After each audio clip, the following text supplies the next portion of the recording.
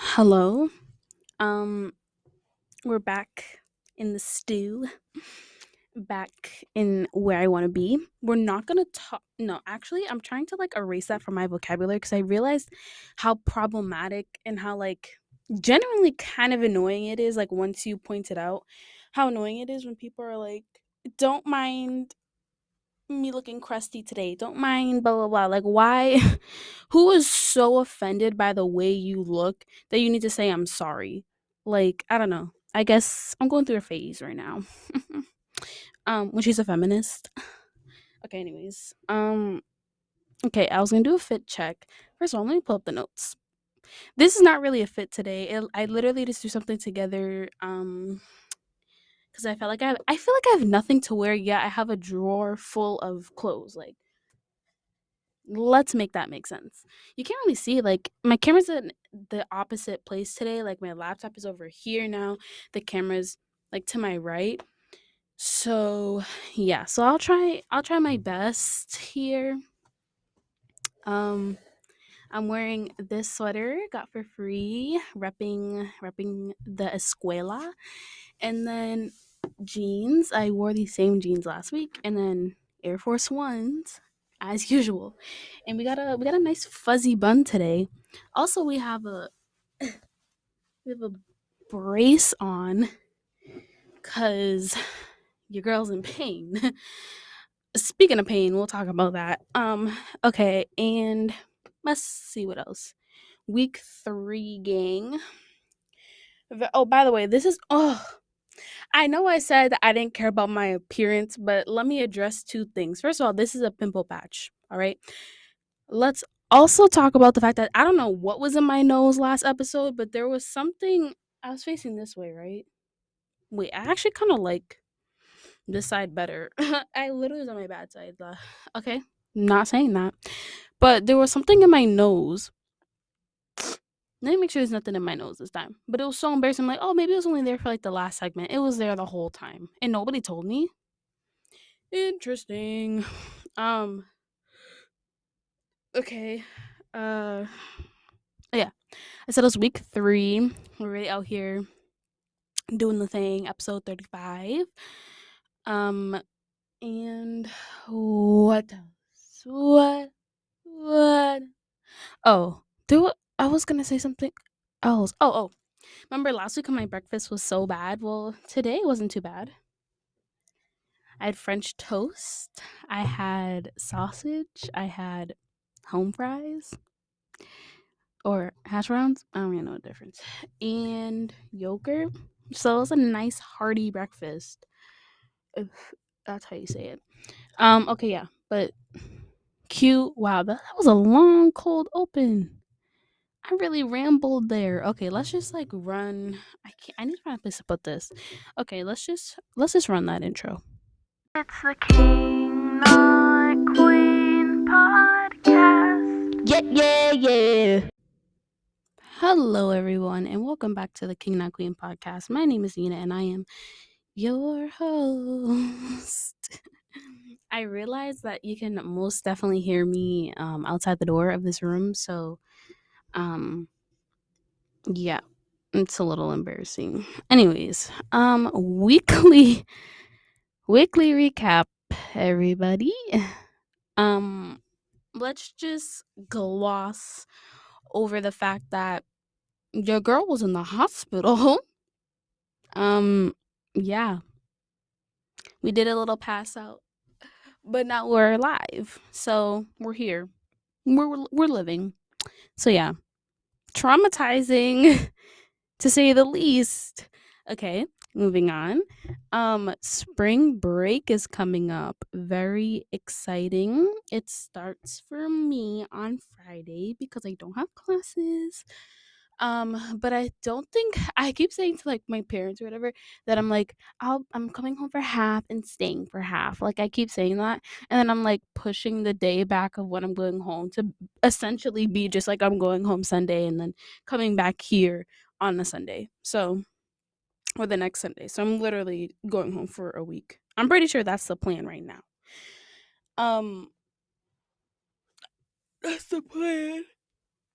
Um I'm calling a basketball game on Saturday. And as of right now, I'm doing it alone. So I'm a little scared, but it should be fine. Um, I know what to do. I know how to handle myself. Um, but yeah. So I'll be doing that. I really hope I get to keep some sort of like, I don't know, like token or something to remember my time calling the championship, but whatever. No one has to talk about that. And okay. Also, it's going to be a a tradition here at Harvard called Housing Day on Thursday morning.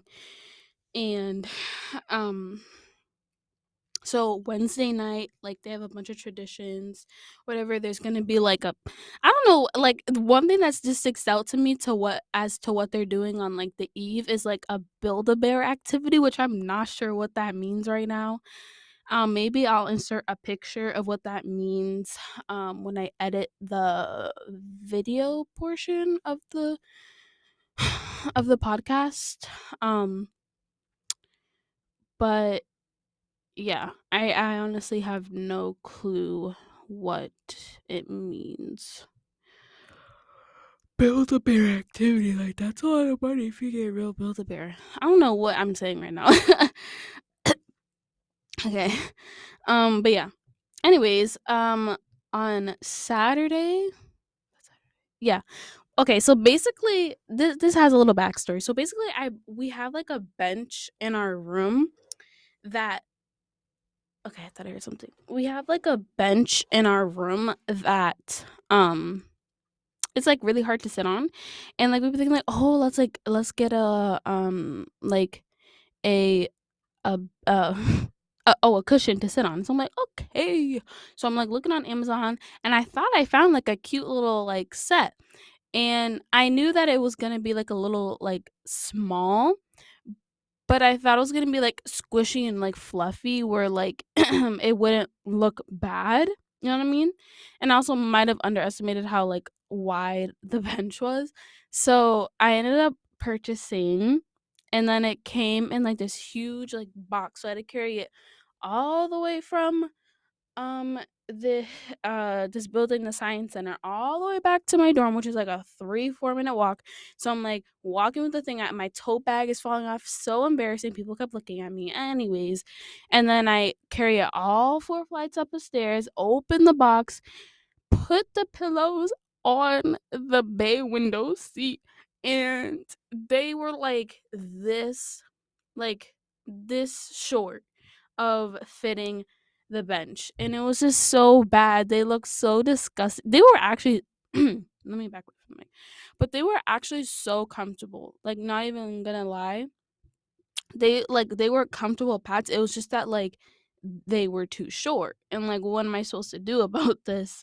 So I was like, looks like we'll be returning and getting my money back. So I initiated the return and I was supposed to do it on last Friday morning, but then I had my stint in the hospital. So then I waited until Saturday to do it. So I went on Saturday and I'm like bringing this big box on the train. I'm like, this looks so suspicious. Like if this was like me as a passenger on the train and I saw somebody with like this weird box that just had a bunch of numbers on it, I'd be like, sir. So I was a little scared, or I was like a little nervous that people were gonna think I was like trying to do something. But yeah, so I'm carrying this box across town, basically, like getting on the train with this big box. And then I go onto the Amazon thing just to like make sure I have all the information correct, the address as to where to drop it off, and like the instructions. And it says print out your label. And I was like, I already left. I already left. So how am I supposed to print out this label? So I got so scared. So then I started looking up printing places near me to see like if I could print out like at a UPS store. So I located the UPS store. I was planning to go there if they were gonna be mean at the Amazon place. I walked to the Amazon place and there's some lady dropping off like 20 different packages. I'm like, I'm like, I want to be here forever. And for clearly didn't know what she was doing. And the guy was on the same wavelength as me. So he was gonna take me first, and then she started getting like really mad, and I was like, "I'm not trying to do this Karen thing this morning." Like it literally was like 10 o'clock in the morning. I was like, "I'm not doing this." So we interesting how that works, huh? Okay. what else was I gonna say? Oh yeah. So then I'm like, hi, did I print out the label? I don't know if that's a bad thing. He's like, no, we can just scan it. I was like, yes, thank you, Amazon, for making things so easy. So we love you, Amazon. And okay. And then I went shopping. So I wanted to go to the store. It's called Uniqlo. And it's called Uniqlo. And I bought two things from there before. I bought them online. It was Billie Eilish had like a collab with them, and Murakami, Takash something Murakami, something like that. The guy who makes like the cool like flower art. He did a little collab with her, and I wanted to buy like the shirt, so I bought two shirts from there, and they're like my favorite shirts to this day. They're made like really really well. Um, like they have like the perfect oversized fit, and like they just haven't gotten Bali. Like one of them did because I spilt something on it and I keep like trying to mess with the stain, but the other like none of them have gotten Bali yet. And I got them in quarantine. Ooh, I got them in quarantine. So it's almost been 2 years since I've had them. So and they're in like great shape still. So love those shirts. And yeah.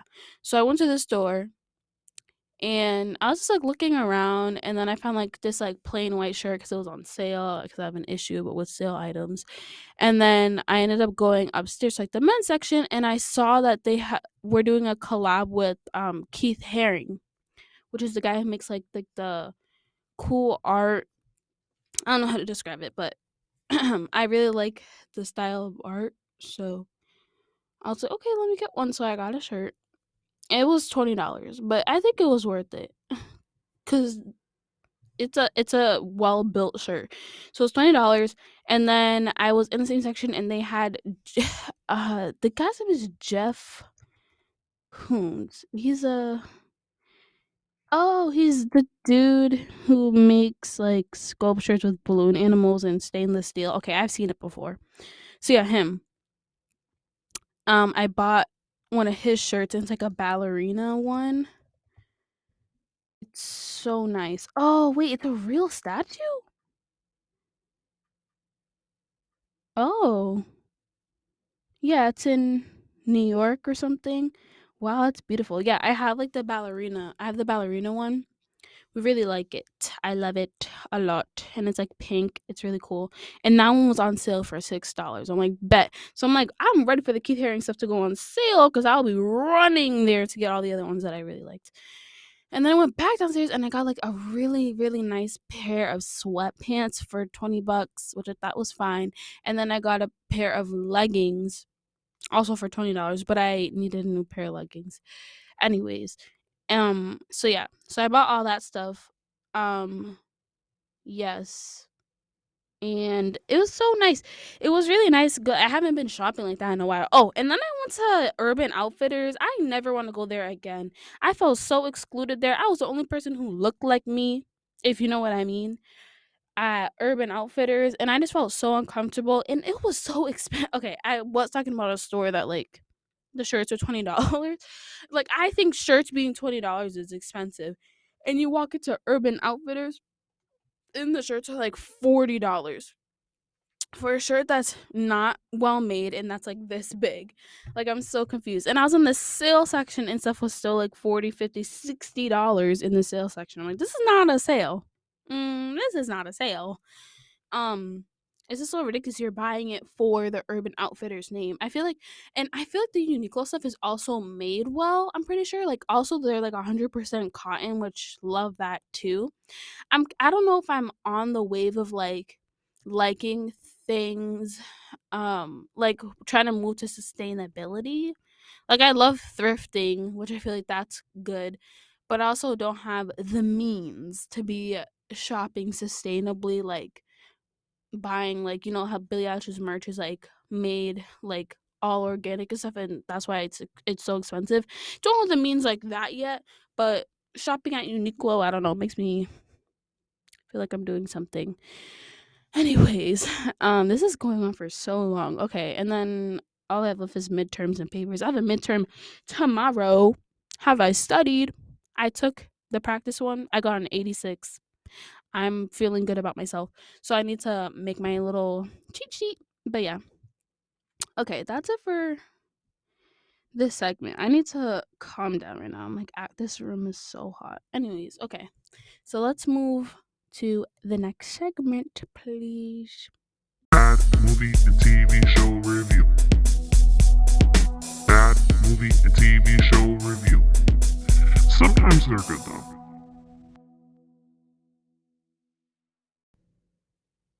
Hello everyone and welcome back to Bad Movie and TV Show Review.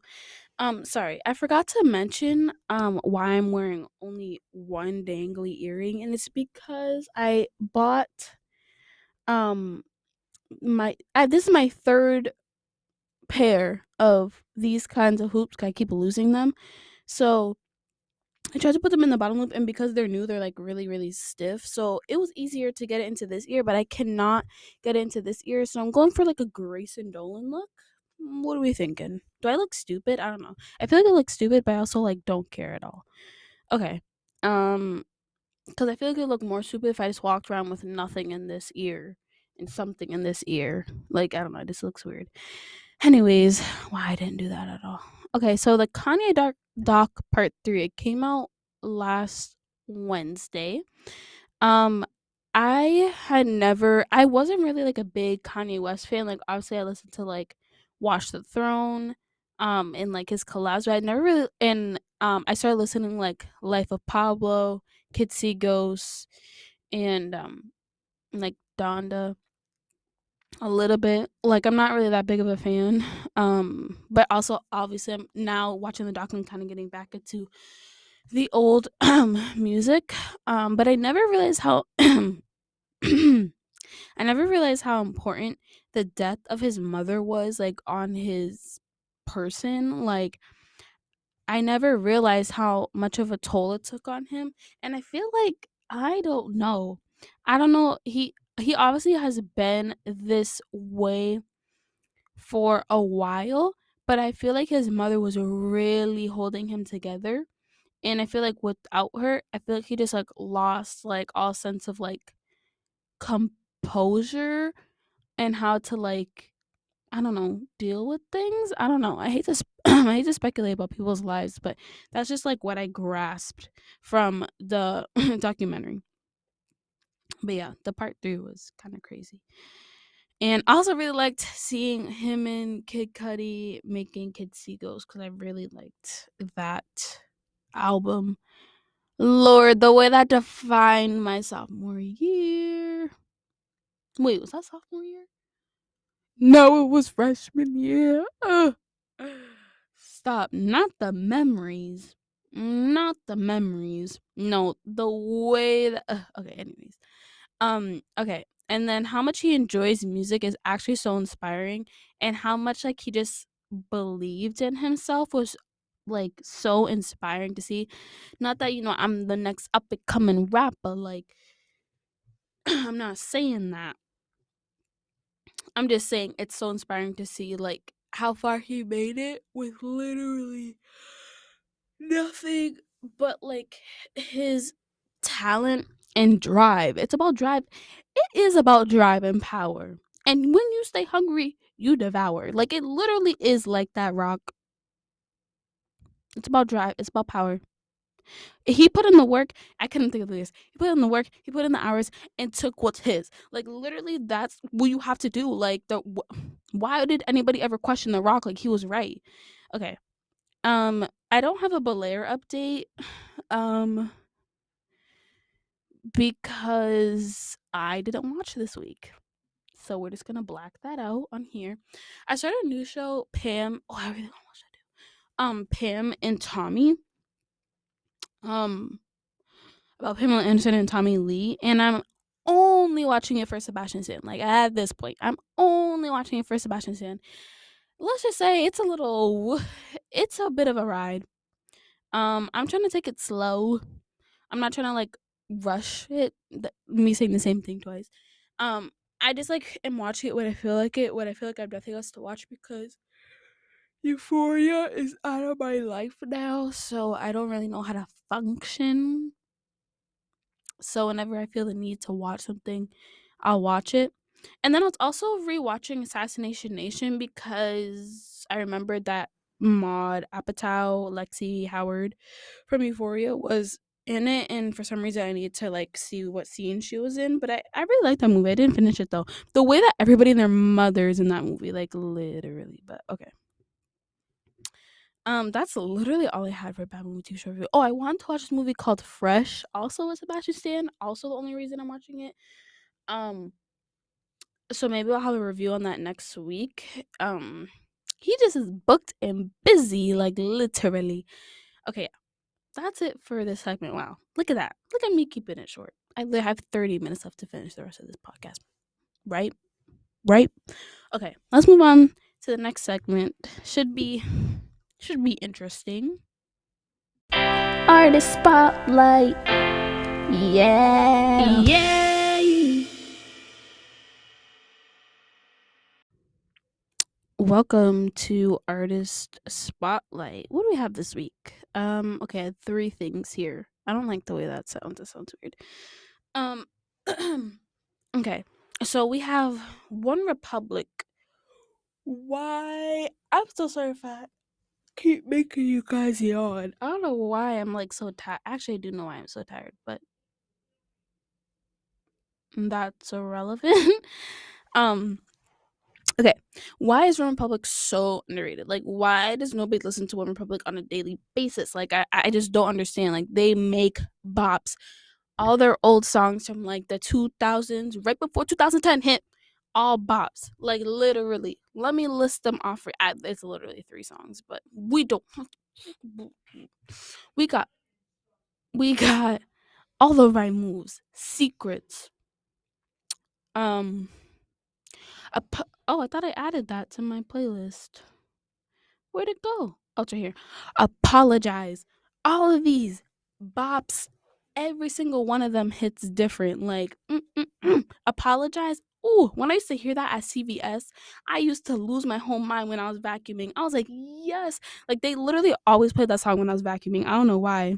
It just worked out that way. But I've been loving All the Right Moves. I love that song. But I just remembered Secrets, and that song is different too. The violins, so good. Like every now and again I remember that I literally have seen them in concert, and I just have no recollection. I don't think I have any videos of them performing. Like, and I would die to see them perform All the Right Moves. Like, literally, I love that song so much. Okay, so there's underrated. Also, we have Fantagram. So I first discovered them when Billie Eilish did a cover of "You Don't Get Me High Anymore," and I'm like, "Ooh, this song is kind of good." And then I finally listened to the song, and oh, I did not know my face could do that. I'm gonna cover that because that was disgusting. Um, but yeah, I love that song. "You Don't Get Me High Anymore." I haven't listened to it in a while, so we're gonna need to run that back a little bit later. But they have another song that's called "Blackout Days," and I heard it on none other than TikTok. And I love that song. It's so good. I need to start listening to Fantagram more because I feel like they are also bop producers. Like they really know how to do it. And then my last song, actually no, I added so many songs this week because remember I told you I was in a phase of like old 2000s. I was in a phase of like old 2000s, 2010 music. So like I've been listening to Maneater by Nelly Furtado. Love that for me. Um I've been listening to okay, let me see what Knock You Down by Kerry Hilson. Oh my goodness. That song is so and then obviously like Apologize, Timbaland. I had to listen to some Akon yesterday. Um because I don't know, something I just like I heard actually no, it's because I was on the shuttle yesterday going to class and I heard the song Sweet Escape playing and I was like, "Oh my goodness, Akon?" And then I added like two Akon songs to the library. And then Pretty Girl Rock. Oh my goodness, I forgot about that song too. Oh my goodness. Carrie Hilson literally two-hit wonder, but it do not matter. And that's all. Oh, and then I added Beyonce's Four because I needed to hear a certain song. Oh my god, Start Over. I forgot how good that song was. Um, anyways, but yeah, I was in like a whole like throwback mood. Like I was in a cool 2007 to 2011 music range because that music it, like nothing compares like that those years. Ain't nobody doing it like 2000, like no, let's say like 2004, no, 2000, 2010. Nobody was doing music like that. Or 2000, like, okay, I keep expanding the years, but like 2000 to like 2012, ain't nobody making music like that anymore. Okay, but yeah, not me out of breath. Anyways, okay, more recent music has been Kid Cudi and his album. I didn't listen to the whole album. I just like picked a song. I don't know why. But Man on the Moon 3. It came out in 2020. I really love the album artwork. He's like blinking. I think it's really cool. I like how Apple did that now. But it is a album by Kid Cudi, like I just said.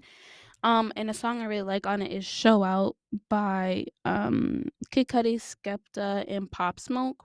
R.I.P. to the king. Literally, let's talk about this real quick because Pop Smoke, literally, like he already became like after he died, like he already became so iconic. Had so many songs like after he died, which I guess I'm a fan of when people do that, but sometimes people take it too far. Um, but it's also like good to have like the memory of the artist. But if that man was still alive, he would have been shaking up the industry. I feel like he was like the next like uh I don't know. I feel like he was like the next like Kanye like rising up from like that New York. Well, he's from New York, right? New York. I'm a fake fan. Rising from like that New York area. Like I feel like he was like the next something. Like he was definitely like the next like up and coming person. um just because his sound was so different, like rhythm wise and like tone wise, like he was so different. And I feel like he was bringing in a new genre of music to like an audience, because if you are already an audience of like that like drill kind of like beat and like trap stuff like that, then obviously you're like this music has been around for a while. But to bring it mainstream, like when I first heard Welcome to the Party, like I was like, whoa, what is this, like what is this? And then some of the some other songs, like I don't know, I think he just became iconic, and I feel like he was gonna do a lot more for the industry if he was still alive. So we miss you, Pop. We miss you, Pop Smoke. Um, but yeah, really, I'm really liking the. I think I mentioned this last week, but how much I'm kind of liking the drill kind of stuff. We're taking it slow, but yeah, Show Out, very nice song. We really like it. But yeah, that's all the music I had for this week. I feel like I'm yelling for some reason. I need to like be quiet. And anyways, so yeah, that's it. We're moving into the last segment, which I think I'm gonna go on another rant. So brace yourself for the rant. Okay, here we go. Taking a scroll, ayy, taking a scroll, yeah. Hello, and welcome to Taking a Scroll. I have a few points on here, and I feel like one or two of them I'm gonna like really elaborate on. But the first one I had here, I feel like it's been like a pretty dry week. On the social meds and social media drama. Uh, okay, here we go. So Charli D'Amelio, recently she's been showing herself in like her acne journey on like Instagram, on TikTok, like she's not wearing makeup, and like she's really like not caring or whatever. Here's what I have to say about it. A lot of people are a little backhanded when they say, "Wow, thank you for embracing your acne journey. It's so inspiring." I don't know. Something about that rubs me the wrong way. Because yes, you should feel inspired by what she's doing. Like by being able to just like be open and like not care on the internet. But I feel like sometimes commenting and writing articles about it, it's just like it makes it seem like she always has to be pushing a message. And I feel like one shouldn't always have to feel like, especially like social media people shouldn't always have to feel like they have to push a message. Like why can't I just enjoy, I don't like my bare skin, my natural hair? Like why can't I just do that without it becoming a social movement? Like why does it have to become this whole thing where like now she's the face of acne? Like I don't understand like why it has to come out to that.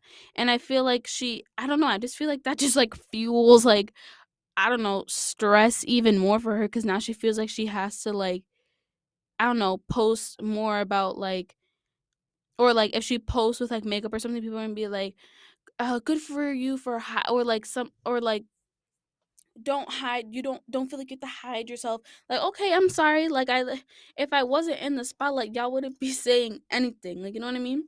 It's just like I don't know if that's a new thought or not, but it's sometimes it's a little annoying when people try to always make things into a movement when it doesn't need to be that way.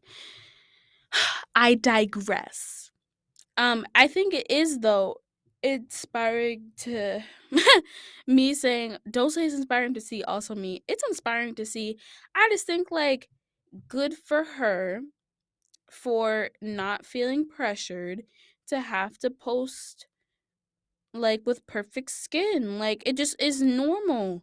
It's like it's not showing a different side of her, but it's like it makes me feel like she's acting a little bit normal. Like remember how Emma Chamberlain like literally documented her whole acne journey, but like never really said anything specific about it. Like she just lived through it, and then when she like achieved like clear skin and this and that, then she was like, I've struggled with this, blah blah blah. Like I feel like that's what Charlie is like trying to attempt, but people just like got onto it too quick and are trying to overanalyze. But that's all I'm gonna say about it.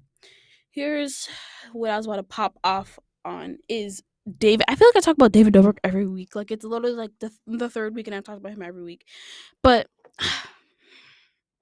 I am so conflicted on my feelings about David Dobrik because I cannot go through with dropping him completely. And here's why. I think that me stopping watching him is has no impact on whether he's going to continue to succeed. I personally, Nina King, do not have power over if he gets brand deals, if he continues his discovery show with my one singular view. I have not gone back to watch old David Dobrik, specifically David Dobrik vlogs in so long. I watch compilations that don't give money to him, but I do not watch old David Dobrik vlogs. If he posts something new, I watch it. That's what I do. I watch the video when it's new. I don't go back and watch old stuff because I know how problematic that is. But I also feel like me personally is not having an extreme impact on his success or not. His success has moved off of if people decide to stop watching him. It, that's just like not it anymore. He has too many fans for if a large group decides to stop watching, he is still going to succeed. So really it's like a find a different way to attack him. And people did not attack him. Find a different way to expose him and like try to intercept this this success. I don't know if I'm saying the words right, but the insider article, great start. Like Twitter threads, good start. Like contacting or like deaf noodles, like like stuff like that is going to actually give him consequences rather than you not giving him his 8th million view on a YouTube video. Like it doesn't like people need to understand that some things just like don't work that way. Okay, that's on me. Like that's my what I do. But he is becoming a villain. Obviously, I'm being overdramatic here.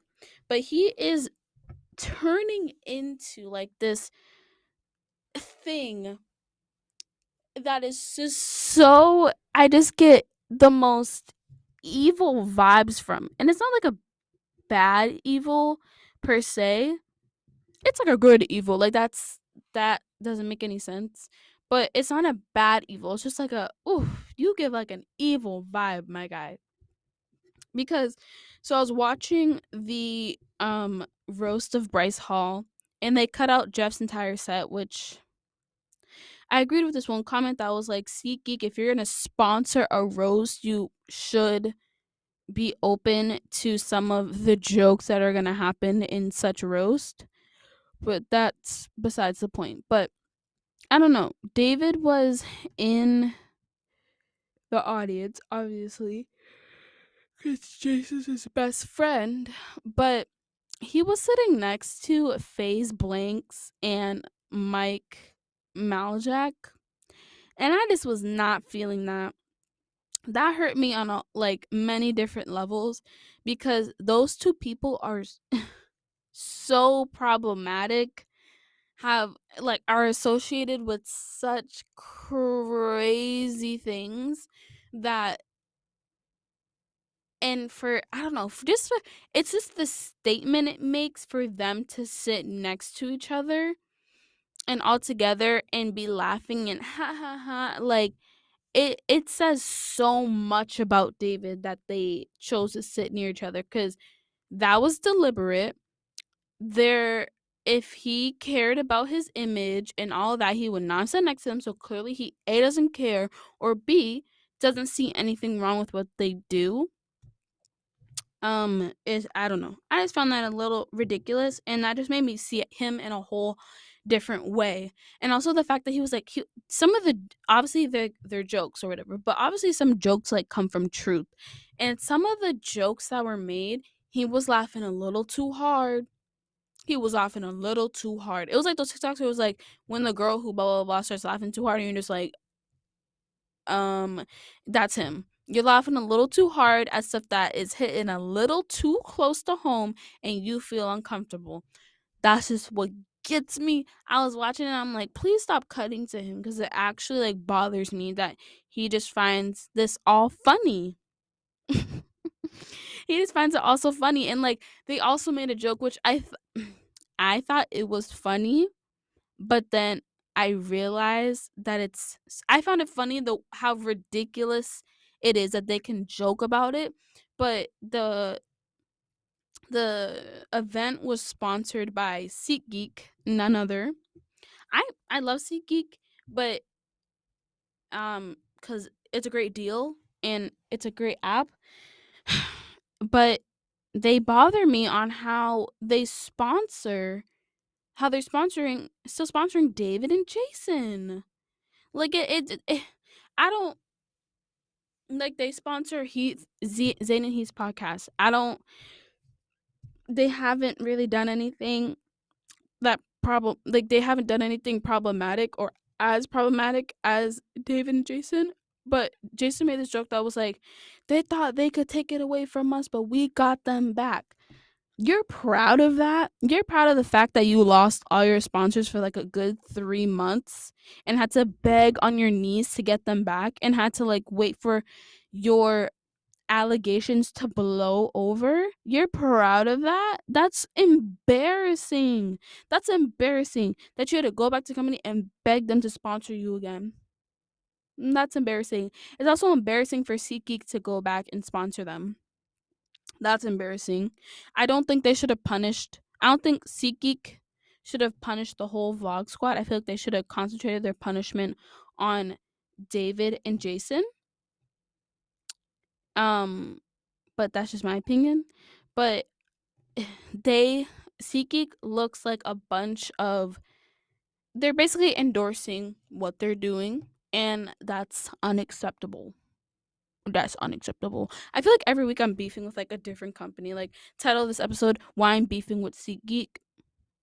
SeatGeek is not an amazing app that makes buy tickets in the easiest way possible. It's not.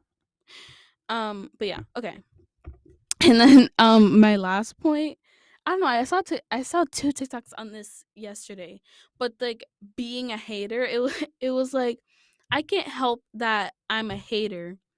They're like every action has an opposite and equal reaction. So there's someone who's like optimistic, a lover, loves everything, a yes man. There is always going to be a hater, and that's not a bad thing. It's just how the world works. Like that's just how it equals out. There's a hater and there's a lover. Um, and I feel like people should be okay with being a hater. I am personally a hater. Um, and I feel like it needs a definition. I cannot come up with the definition right now, but being a hater is not necessarily a bad thing. What haters say. It's not necessarily a bad thing. I believe that there needs to be somebody who's like, hmm? I feel like I am constantly the person who's like, I'm sorry, or like, hmm. Is always just like looking at things from like a negative point of view. And people will try to tell you to look at life with a positive point of view and to not always look at things so negatively. But sometimes you do need to look at things negatively. Sometimes you do need to be a hater because that'll save you. That will literally save you. When you notice things that you shouldn't be okay with, that's a good thing. That is a good thing. You should not always have faith in people. No. You should not trust everybody you meet. No. You should not always see the best in people. You should see some of their worst qualities because that's going to warn you about what they're going to do behind your back. Wow, there was no reason. There was no reason. But no, that's literally how I feel. I agree with that point so hard about being a hater. I feel like I need to pull it up because um I need to see exactly what she said because I resonated so much with it. And I don't know if she was joking or not, but I just really, really felt what she was saying. Here it is. I am trying so hard to be better, but to my core, I am a hater. Like me, literally me, to my core. To my core, I am a hater. Like I can't help it. I'm sorry. I'm sorry. It's not my fault. I'm a hater. And then I saw another one that was like, ah, dang, I didn't save that one though. Ugh. I don't know if I liked it or not, but it was something also about being a hater. It was something like related to being a hater. Oh, it's this one. It was like you need to normalize like talking mess about people because we're not always gonna be like, oh wait, no, don't say that about them. Like, no, like say what you really feel. Like I'm sorry. And like, yes, it's embarrassing getting caught, but like, and obviously you don't like you would never say those things to their face, but sometimes it needs to be said. And if you get caught, I'm so sorry that that happened to you. That's happened to me. I've been caught before. Um but Some people need to learn the truth, and if you have to learn by hearing it behind your back, I'm so sorry. And I know it hurts. I've heard it said to me before, and I know it hurts, but you'll do some deep self reflection after you hear the mess that people talk about you. And it may not feel right in the moment, but you'll come to accept the bullying. Because sometimes you need to be bullied. But I don't endorse bullying, but sometimes you need to be bullied as an adult, not in high school, because that's where it's traumatizing. Okay. That's where I end today's episode. Thank you guys for listening. Make sure to go watch the video version. That comes out on Fridays. I can never guarantee what time. But I think it'll be up early this Friday because I literally have nothing to do. Um, I'm leaving the same resources in the description of the podcast and of the video version on like donation links and information about what's going on in Ukraine. All that stuff still available. Please donate if you can or educate yourself, please. And yeah, if you have any story suggestions, song suggestions, TV show, blah blah blah blah blah, email me at kingnotqueenpod. Again, it's kingnotqueenpod. Don't forget the pod at gmail.com. If you're a brand, blah blah blah, blah, you know what I'm gonna say. Email me at kingnotqueenpod. Again, it's kingnotqueenpod. Don't forget the pod at gmail.com. I'll be back next week. Actually, I think I'm taking a break next week. And I promise this break will not last longer than a week, okay? I will only miss one episode. I'm going on spring break and I don't feel like bringing my microphone with me home. If I decide to do a podcast, it'll be quick, but I am not filming a podcast next week. There will be no podcast. If there is, there is, but I'm saying 100% there will be none. If I decide to, there will, but plan on there being nothing. Um, but yeah, that's all I have for this week. Thank you guys for listening. I'm going to post for thumbnails now, but I'll see y'all in the next one. 2 weeks. Peace. Bye bye bye.